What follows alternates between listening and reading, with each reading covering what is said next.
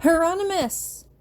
I run towards him at lightning speed, and he scoops me up in his arms as he kisses me with all the force he can muster.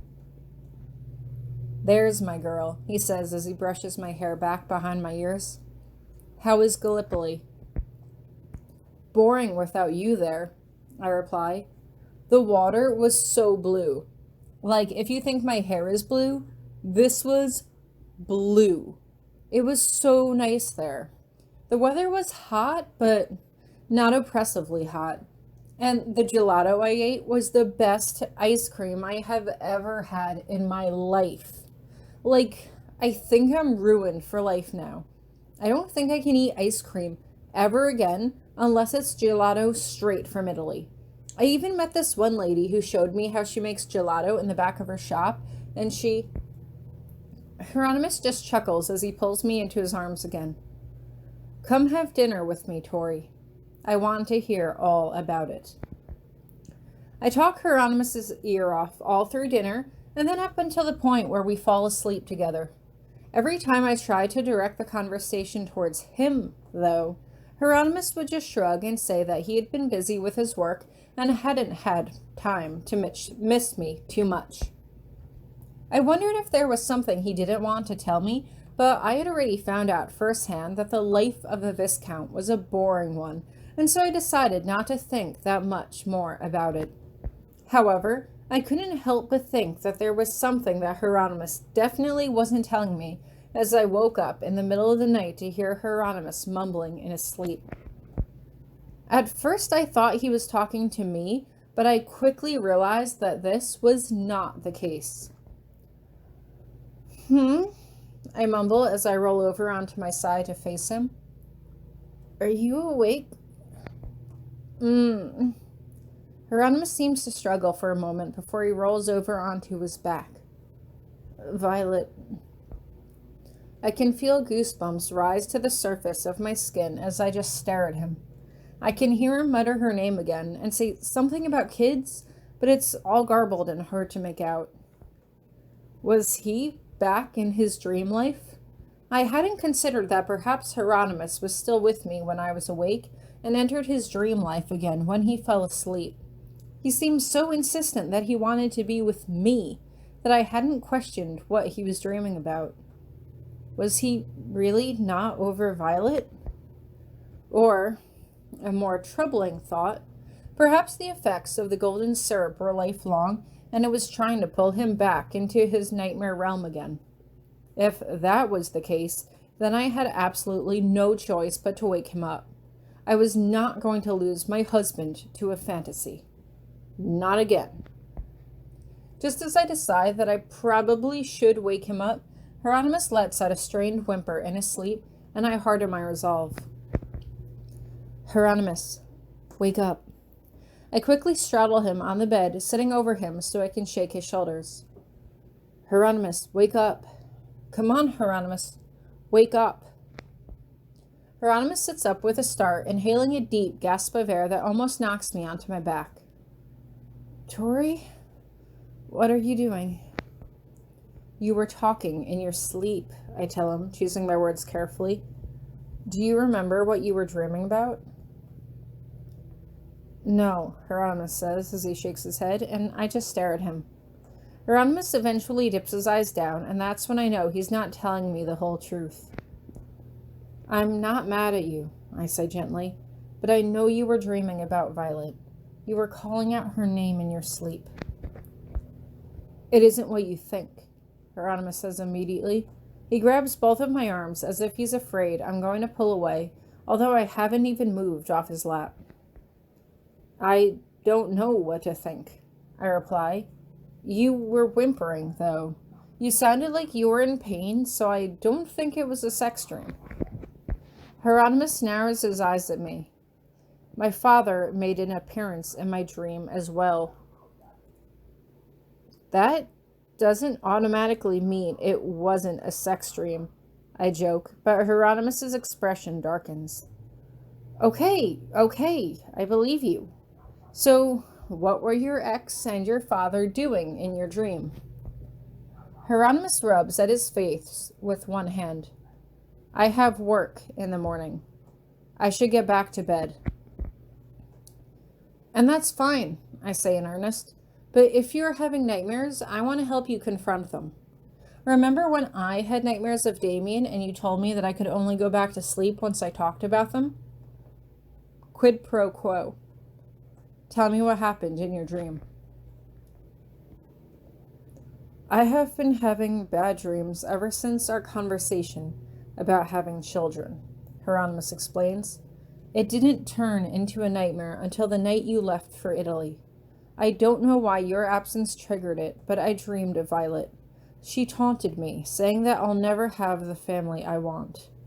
Then, my father appeared and reminded me how important it was to have an heir. I'm just not sure what I really want. A child or an heir? I'm not sure I want children at all. Yes, you do, I say with a small smile. I think you're just psyching yourself out because you're worried about being a father, but you will be a good one. I won't let you be anything but. I wish I could have your resolute confidence in me, he admits. I don't want to bring this up, Tori. I really and truly don't. But when I was trapped in my nightmare, I killed both Violet and the children to try to wake up. Several times. I barely felt anything when I did it. Perhaps I am as heartless as my father. You're not heartless. My voice is more dismissive than I meant it to sound. If you were heartless, you wouldn't love me as much as you do, and you wouldn't have gone to such great lengths to help my friends. Those kids were not your kids. The girl you slept with was not Violet. I'm not mad at you for anything that happened in your dream because none of it was real. I think, on some level, you knew that too. Maybe, Hieronymous offers, but he doesn't seem so sure. He seems to wrestle with himself before he asks the question he really wants to ask. What happens if we do have children? I go off and work and you spend all of your time attending to their needs? When will I ever have time to spend with you? I can't help but grin. We would spend time with the children together, I tell him. And what's more, you would want to. I know you don't think you do now, but that's because you haven't met them yet. Right now, you're trying to feel emotions towards something that doesn't exist, so it's natural that you don't feel anything yet. And more than that, I would not spend every second of my life with them, because then how would they learn boundaries? Teaching them that we need our alone time is important to helping them understand how to be self-sufficient. How do you know all this? Hieronymous asks, and I can't help but shrug. I don't know, I reply. I've never held a baby or even seen one up close, but I've been thinking about it a lot too. Like, what if I'm not a good mother? What if I'm super awkward or I find out that I don't really like him or her? What if they get to be like 10 years old and I hate everything about their personality? What if they turn out to be as snotty and bratty as Lavinia? Then, obviously, we received a defective child and we will exchange it for a new one, Hieronymous teases, and I can't help but laugh. I shouldn't be saying this, but it does alleviate some of my fears to know that you have the same doubts I do. I feel like I have more doubts than I should, I admit hesitantly, but that's why it's important for us to talk about them. Parenting isn't just about raising a child. It's about learning how to work as a team and becoming stronger together, and that's something we should always take time to work on. Focusing on our relationship is my favorite kind of work, Hieronymous says as he kisses me, and I can't help but giggle as I kiss him back. It's a while before we finally fall back to sleep again, but when I wake up that morning, Hieronymous is cuddled up with his arms around me and he is snoring soundly. It looked like he passed through the night without any more nightmares, and I hoped that they were gone for good. It was strange that the mention of Violet didn't really bother me anymore. She had left an indelible mark on Hieronymus's past, and he was never going to forget about her any more than I could forget about Ellen. She represented a life that he could have had, and just because it didn't work out the way that he had expected didn't mean that he wasn't just as happy, or even happier, being married to me. Trying to figure out our future was like trying to construct a puzzle with dozens of missing pieces, and we had no idea how to put them together, especially where children were concerned. But the truth was that this was different from all the supernatural drama we had been through before. This had nothing to do with his past or what had happened to me. Everyone, every single parent in the world was forced to confront their own emotional baggage when they had children, and we weren't any different. For once, we were facing a challenge that almost all couples had to go through, and that was why I knew that we would be able to overcome this hurdle in our relationship. We had managed to overcome so many life and death situations so far. If normal couples could take on the challenge of raising children and be successful, then there was no reason that we couldn't be as well. Because Hieronymous and I were not a normal couple.